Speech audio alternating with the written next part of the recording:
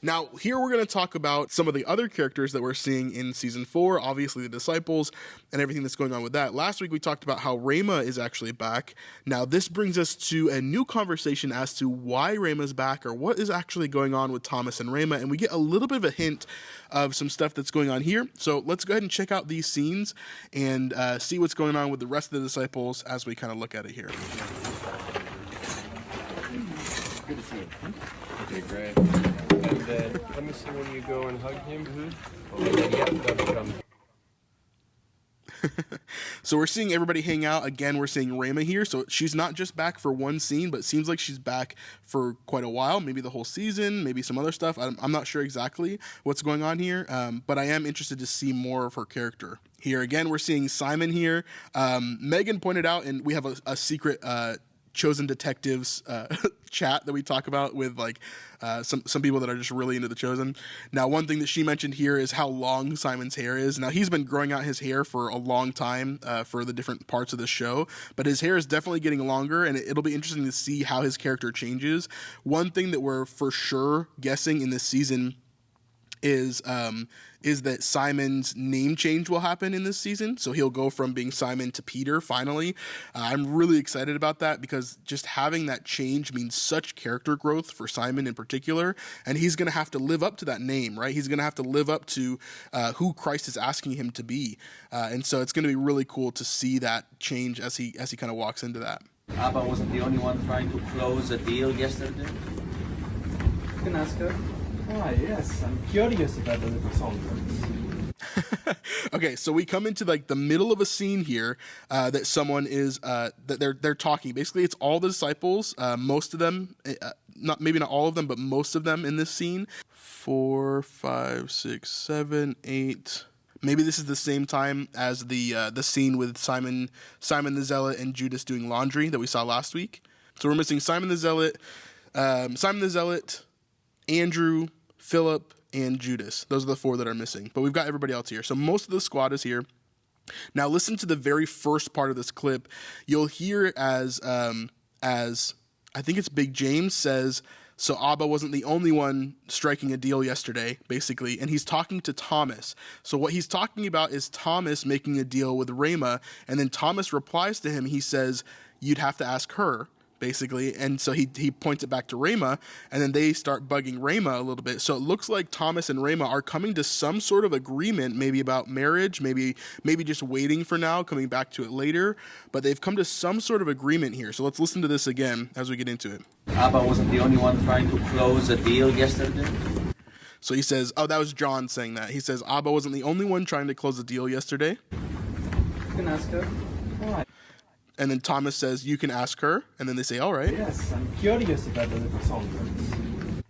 And then Nathaniel says, yes, I'm curious about the little songbirds. And then little James is going to correct him. Lovebirds.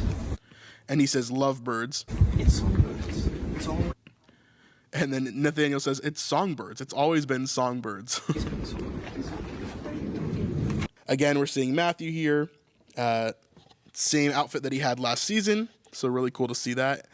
And just some behind the scenes of the directors doing what they're doing. A bunch of people in this picture that have been part of the show for a long time. Real quick before we continue, I gotta let you know that subscribers mean a ton on YouTube. And right now, only about 39% of all of our viewers are subscribed. So it's really simple. All you gotta do is hit that subscribe button beneath this video, and that would mean a lot to me. Anyway, let's get back to the video. And here we get a little bit of behind the scenes. Now, remember last week we had a scene where Big James and John and Zebedee had a cart filled with oil, and they were bringing that to the synagogue. Now we're going to see a scene with Thomas, John, and Big James as they are now bringing a cart that is empty back into the city, or at least that's what it seems like. But we see a bunch of background people here making the city feel really alive, right? Again, no music here because it was like copyright music. So again, we see the cart is empty now. No chest on the front. The chest is actually in the back, and no jars in the back like we had before. So really cool to see the progression of that scene. I wonder what's gonna happen there. Speaking of that scene from last week, we actually got an insider's little peek. I think this is from the Chosen Insiders page on Facebook. They changed the Chosen Army into the Chosen Insiders, and so I think that is from I think this is from that, and this is like director sort of, it's Dallas talking to the cast and just telling them how he would like things to be done, like walking them through the scene, correcting little things that maybe they could have done differently or whatever.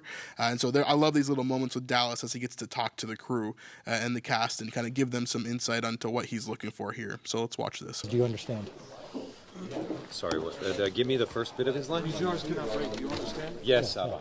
Thank you. Just wait. Cutting him off, yeah. But, and it's mostly his fault because you can drive a truck through that pause that he puts in there. Like an Optimus Prime truck, that big? It's a pregnant pause along with the birth of the child and the first maybe 2 years of existence. Then, only then, does he finish his line. So they were kind of making fun of Zebedee there, talking about how basically Zebedee was taking a little bit too long to, like, in a pause during one of the lines that he had, and Big James was waiting till that pause was done in order to, like, kind of get into it, but they were just kind of making fun of each other there. But I love those little moments where we get to see the humanity of the actors and everything kind of happening in the moment. It's really cool. Now, this is another scene that we saw last week, but we're getting a little bit more of an insight into what's happening here. We see this character, this black guy with the red cloak. We don't know who he is at all, and we've only really seen a little bit of him. There's a couple of theories that we have kind of going along as to who he could be. He looks kind of Roman to me, but I don't think that would be the case. He could definitely be Jewish, but my thinking is that maybe since we haven't really seen anybody dressed like him, maybe he is actually Tamar's brother. It could be really anything else, and it wouldn't really make sense for him to be Tamar's brother and talking to Gaius. So I don't know. I'm kind of really stumped as to who he is at this moment, but we do see a little bit more of this scene that we saw last week to give us a little bit more context, but not much. So let's check this out. Action rehearsal. Action rehearsal.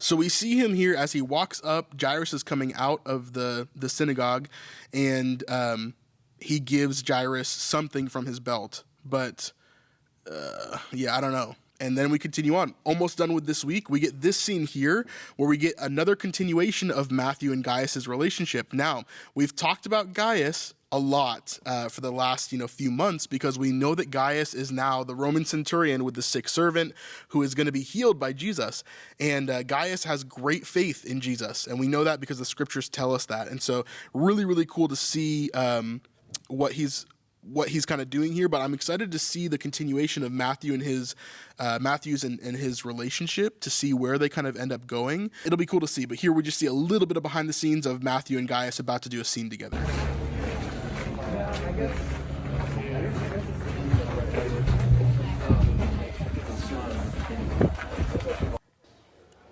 So yeah, that was pretty much it for that.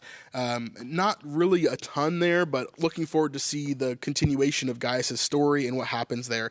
The Bible tells us that Jesus literally says, "Not in all of Israel have I found such faith." So the soldier that has his servant healed is like he has a lot of faith in Jesus, someone who is ready to commit their life to him. And so it's just really, really cool to see Gaius kind of melding into that person. I hope you like this short part of our weekly live stream. If you want to see all the behind the scenes and everything that we talked about during this live stream, just go over to our Patreon at patreon.com/thesnipelife. This is easily the best way that you can help to support us, and it's super cheap at just $5. And if you want to do more than that, you certainly can. So we'll see you over there if you want to do that, and we'll see you on the next video. Peace.